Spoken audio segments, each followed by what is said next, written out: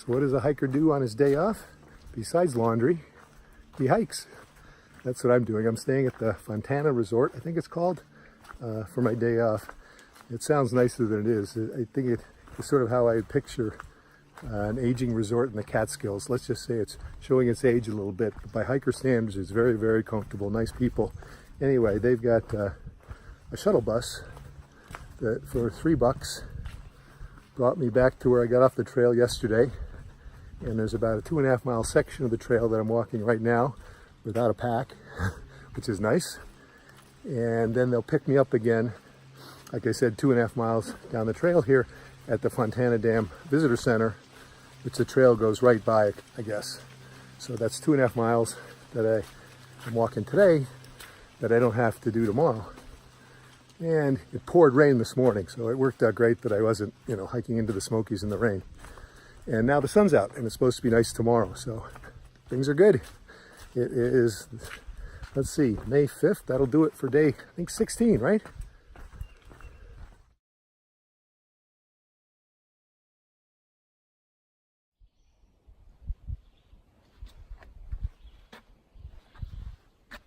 This is interesting if you read it.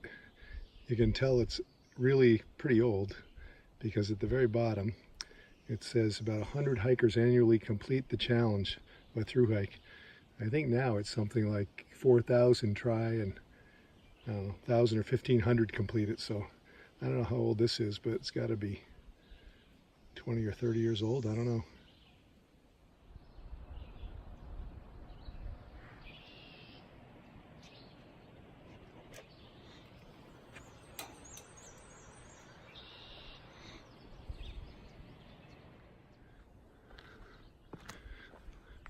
I am just walking across Fontana Dam. It is May 6th, day 17. There's the lake, or part of the lake, backed up from the dam. And then on this side, you can see the dam, the spillway, and the river down below. And some of the power associated with it. The dam was built in like 1942, I think they said. Completed in 3 years to provide power for the war effort for factories nearby. I don't remember what the factories built, but something for World War II. And they worked 24 hours a day, 7 days a week. And they said today it would take the equivalent of 10 years to actually build it. And I think they also said it's the biggest dam east of the Mississippi. And a sort of semi-famous movie was filmed here. The Fugitive. Back, I don't know, it's probably a 20-year-old movie. And Harrison Ford in the movie takes a jump off the dam here. Looks a little different. I think there's water running down the spillway, etc. But it looks a lot different in the movie. But Harrison Ford jumps off, and Tommy Lee Jones says something to the effect of, he just took a Peter Pan right off this point right here. And suppose he jumps and ends up down in the river. But pretty good movie, actually. I like that movie. Tommy Lee Jones said the line a lot better than I just did. But heading across the dam, back up into the mountains.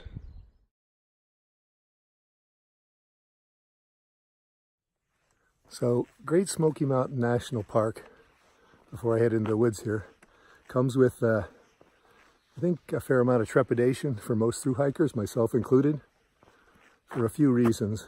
It's, I don't know, like 75 miles through the park, and there's only one place to bail out and resupply.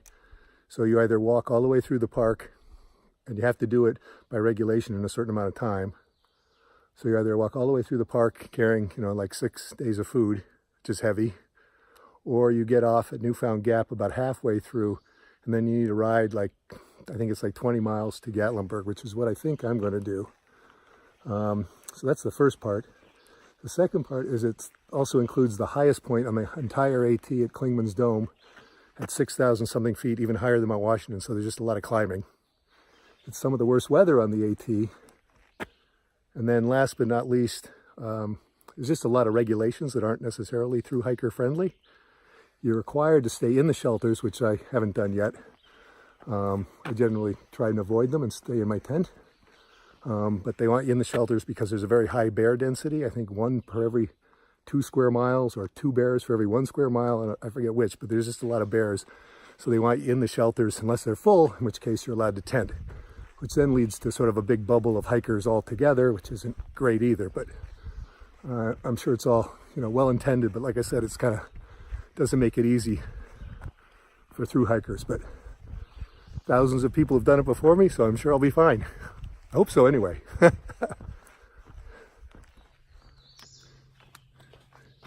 You also need a permit, which costs $20 to walk in the park. And you deposit one half here and the other half on the other side of the park, 70 miles from here. So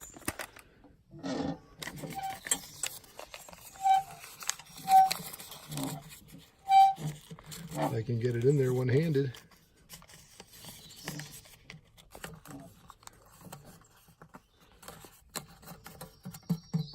Come on. There we go. It's official.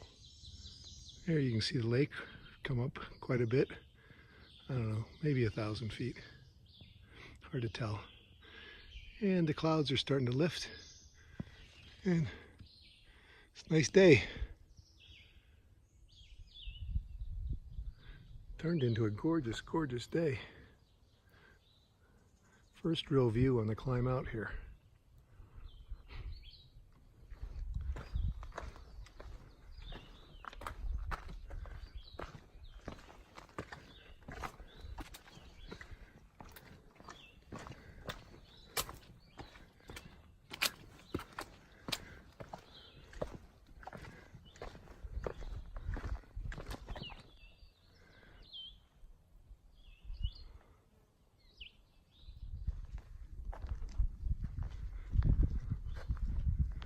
Is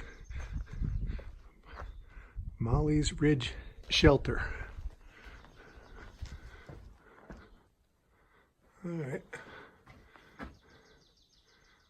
won't do that. This is different.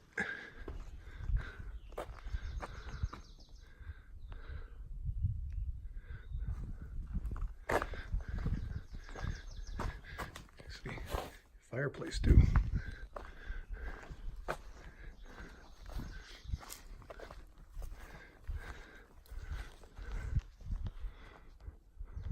I'm going on to the next one, but looks like they were built a long, long time ago anyway.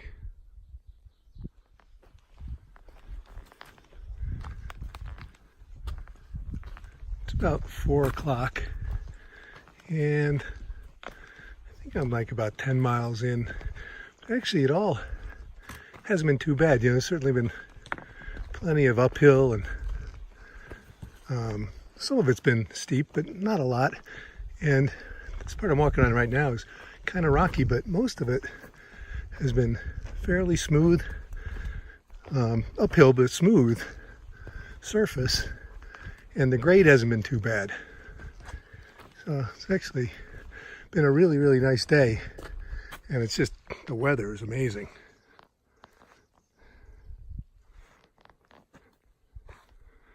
I got like 2 more miles to, I think it's Russell Field Shelter, something like that. Should be there in an hour or so.